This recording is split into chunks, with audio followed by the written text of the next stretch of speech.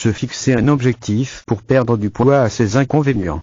C'est difficile à mesurer à moins bien sûr que vous vous fixiez un objectif de perdre XXX quantité de kilos en XXX nombre de semaines ou de mois. Le problème avec un objectif comme celui-ci est qu'il manque d'action définitive. Il est plus facile de se fixer un objectif de vie sain. Ensuite, vous pouvez décider des étapes que vous allez suivre pour atteindre votre objectif.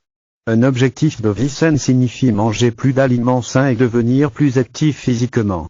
Cela ne signifie pas que vous devez tout mettre en œuvre et devenir un maniaque du fitness du jour au lendemain. Il est important de faire de petites bouchées pour que votre corps puisse s'habituer au changement. Concentrez-vous sur un mode de vie sain plutôt que sur votre tour de taille.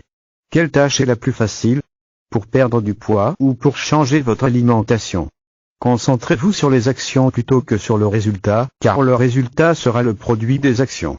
Lorsque j'étais impliqué dans l'athlétisme et l'entraînement, j'avais des objectifs tels que battre mes meilleurs temps personnels dans les courses de demi-fond et sur route, mais je me concentrais sur ce que je devais faire pour atteindre ces objectifs. Je n'allais pas réaliser de meilleurs temps personnels à moins de m'entraîner pour cela.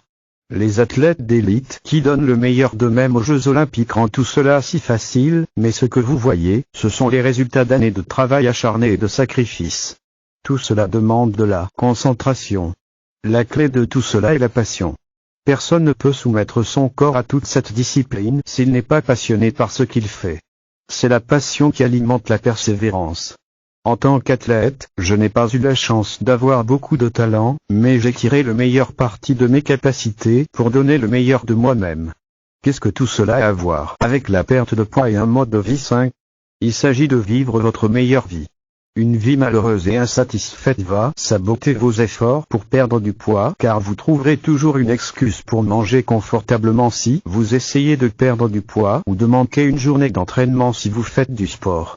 L'essentiel est le suivant. Si vous n'avez pas hâte de vous lever le matin, des changements doivent être apportés. Pensez à ce que vous aimiez faire quand vous étiez plus jeune.